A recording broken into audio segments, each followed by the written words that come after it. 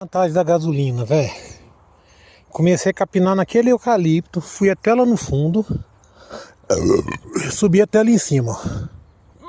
Fiz esse fundo todo em 35 minutos, mais ou menos. E olha que ela tá parando toda hora, que ela tá com aquele negócio da borrachinha que tá arrebentada, né? Ela fica parando lá.